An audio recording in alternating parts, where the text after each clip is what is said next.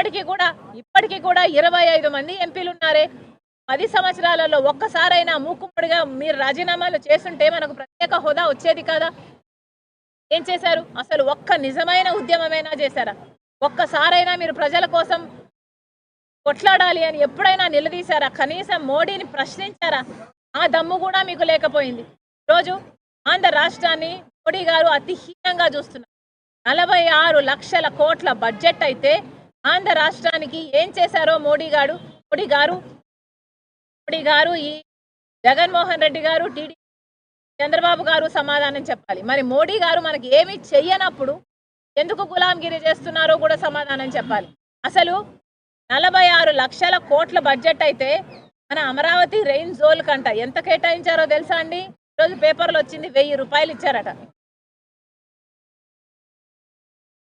1000 రూపాయలు కేటాయించారంట. అంటే మనకు 25 ఉన్నారు, ఒక 6 మంది రాజ్యసభ ఎంపీలు ఉన్నారు, 31 మంది ఎంపీలు ఉంటే తలా 33 రూపాయలు తీసుకొచ్చారనమాట. ఇంతకంటే సిగ్గుమాలిన పని ఇంకేమైనా ఉందా? 33 ఎంపీలు జన్మ సార్థకమయ్యేది కదా మీరు ప్రత్యేక హోదా కోసం కొట్లాడుంటే. కనీసం ఒక్కసారైనా ప్రశ్నించారా? ఒక్కసారైనా మీరు కొట్లాడారా? ఒక్కసారైనా మీరు గొంతు విప్పారా? ప్రత్యేక హోదా ఎంత అవసరమో మీకు తెలిసి కూడా ప్రజల చేత మీరు ఓట్లు వేయించుకున్నారు అన్న ఇంగితం కూడా లేకుండా, కనీసం కృతజ్ఞత లేకుండా స్వలాభం కోసము ప్రజలను తాకట్టు పెట్టారంటే ఇంకా మీరు నాయకులు అని ఎలా అనుకోవాలి? మళ్ళీ చెప్తున్నాం, ప్రత్యేక హోదా ఆంధ్ర రాష్ట్రానికి చాలా అవసరం. కాంగ్రెస్ పార్టీ ప్రత్యేక హోదా కోసం మొదటి నుంచి కొట్లాడుతూనే కోటి పథకాలు సమకూర్చి ప్రత్యేక హోదా కోసం కాంగ్రెస్ పార్టీ ప్రతి సంవత్సరం బీజేపీ పార్టీ ప్రధానమంత్రికైనా, అటు హోంమంత్రికైనా, అటు ఫైనాన్స్ మినిస్టర్కైనా లెటర్లు ఇస్తూనే ఉన్నారు. ఎక్కడ వీలైతే అక్కడ, ఎక్కడ చేతనైతే అక్కడ సభలు పెడుతూనే ఉన్నారు, ప్రత్యేక హోదా కోసం కొట్లాడుతూనే ఉన్నారు.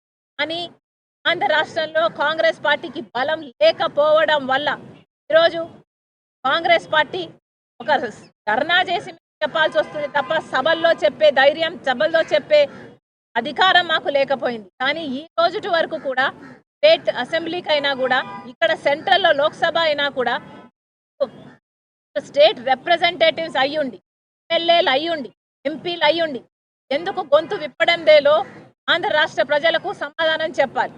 అంతేకాదు రాహుల్ గాంధీ గారు మరి ముఖ్యంగా చెప్పడం జరిగింది, ఆంధ్ర రాష్ట్రానికి న్యాయం జరగాల్సిన అవసరం ఉంది. రాహుల్ గాంధీ గారు ప్రధానమంత్రి అయిన వెంటనే మొట్టమొదటి సంతకం ఆంధ్ర రాష్ట్రానికి ప్రత్యేక హోదా మీద పెడతానని మాటిచ్చారు.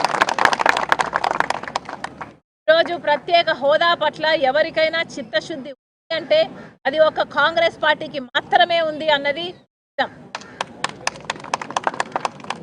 మేము ప్రత్యేక హోదా కోసం కొట్లాడుతూనే ఉంటాము. ఈ ధర్నాతో ఆగేది కాదు. ఇది ప్రత్యేక హోదాయే కాదు, యాక్టులో సంబంధించిన అంశాలు, పోలవరం అయితేనేమి, కడప స్టీల్ ఫ్యాక్టరీ అయితేనేమి, పోర్ట్ అయితేనేమి, రాజధాని అయితేనేమి, ఇలాంటి ప్రతి ఒక్కటి మేము సాధించు వరకు కాంగ్రెస్ పార్టీ విశ్రమించదు. మేము కొట్లాడుతూనే ఉంటాం, ఎంతవరకైనా వెళ్తాం. మళ్ళొక్కసారి ఇక్కడ నగరంలో కూర్చొని ధర్నా చేస్తున్నాం. ఈరోజు కాంగ్రెస్ పార్టీ నిన్న ప్రెసిడెంట్ చేస్తున్న అడ్రస్లో, పార్లమెంటరీ అడ్రస్లో ప్రత్యేక హోదా గురించి మాట్లాడండి అని అంటే కనీసం లెక్క కూడా పెట్టలేదు. అంటే ప్రెసిడెంట్ అడ్రస్లో ఆంధ్ర రాష్ట్రం గురించి అసలు లెక్కే పెట్టలేదు, అసలు చేయలేదు. అంటే మీకు ఎంత ప్రేమ ఉందో అర్థమవుతుంది ఆంధ్ర రాష్ట్ర ప్రజలంటే. బీజేపీకి కానీ, బీజేపీకి సపోర్ట్ చేస్తున్న వైసీపీ, తెలుగుదేశం పార్టీకి కానీ. ఈరోజు మళ్ళీ Congress party adjournment motion move చేస్తుంది. సోమవారం అది వస్తే బాగుంటుంది. దాంట్లో స్పెషల్ స్టేటస్ గురించి డిస్కషన్ కోసం అడ్జర్న్మెంట్ మూవ్ చేసింది ఈరోజు కాంగ్రెస్ పార్టీ. భవిష్యత్తుని,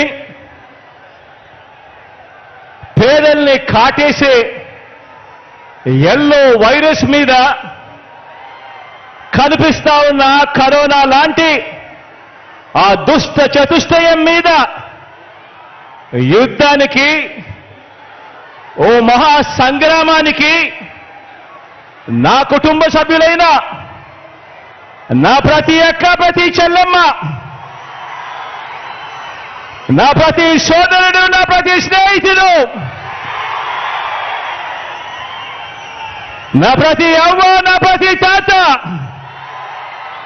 మీరంతా కూడా సిద్ధమేనా?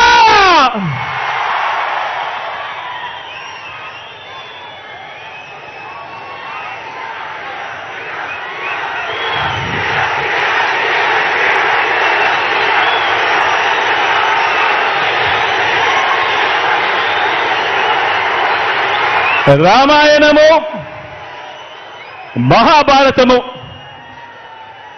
మన కర్మ ఏమిటంటే మన రాష్ట్రంలో రామాయణము, మహాభారతము ఈ రెండింటిలోని ఉన్న విలన్లంతా కూడా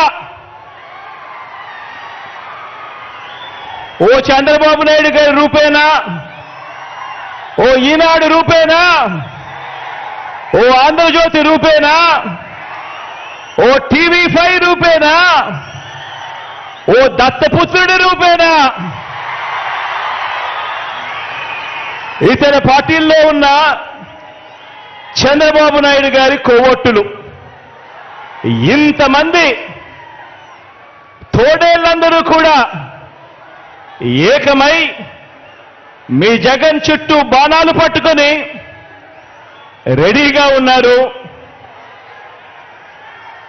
ఈరోజు ఆంధ్ర రాష్ట్రంలో చూస్తా ఉన్న పరిస్థితులు గమనిస్తే, కానీ ఈ సీను వారి వైపు నుంచి చూస్తే ఈ సీను ఎలా కనిపిస్తుంది అంటే జగన్ ఒంటరివాడిలా కనిపిస్తాడు.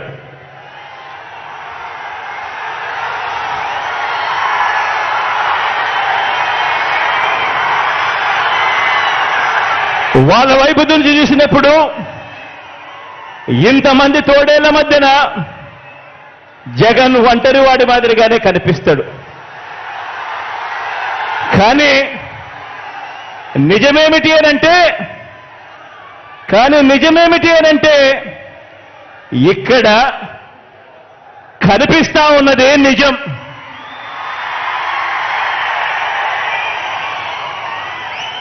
ఇది అసలు సీను. ఇన్ని లక్షల హృదయాలలో, ఇన్ని కోట్ల మంది హృదయాలలో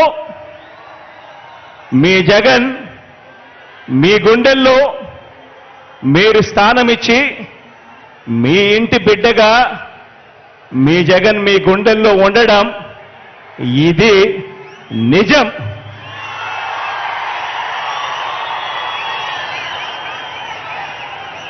జగన్ ఏనాడు ఒంటరి కాదు. జగన్ ఏనాడు ఒంటరి కాదు. వారికి ఉన్న సైన్యం,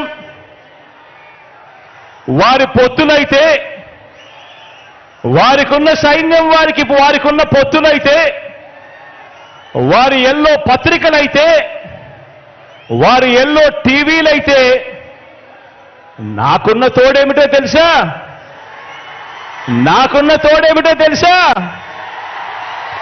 నా తోడు, నా ధైర్యం, నా బలం, పైనున్న ఆ దేవుడు, మీరంతా మీ గుండెల్లో నన్ను పెట్టుకున్న మీ బిడ్డ. ఇది నాకున్న బలం. ఇది నాయకుడి మీద ఉన్న నమ్మకం నుంచి పుట్టి వచ్చిన సైన్యం. ఒక నాయకుడిని నమ్మారు ప్రజలు అనంటే ఏ రకంగా ఉంటుంది స్పందన, ఏ రకంగా ఉంటుంది వాళ్ళ ప్రేమ అన్న దానికి ఇదే నిదర్శనం.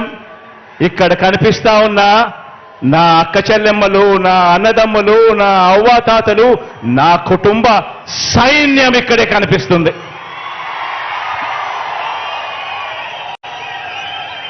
జరగబోయే ఎన్నికల రణక్షేత్రంలో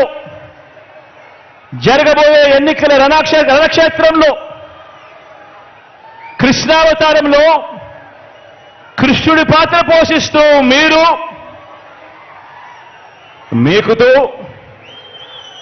కృష్ణుడి పాత్ర పోషిస్తే అర్జునుడిని నేను, మనందరి ప్రభుత్వం చేసిన మంచి మన అస్త్రాలుగా కౌరవ సైన్యం మీద మనమంతా కూడా ఫలితాము అని సందర్భంగా తెలియజేస్తా ఉన్నా. జరగబోయే ఎన్నికల యుద్ధంలో వారి దాడి ఎవరి మీద అంటే మన సంక్షేమం మీద, మనం చేస్తున్న ప్రతి ఇంటికి మనం చేస్తా ఉన్న మంచి మీద, అభివృద్ధి మీద.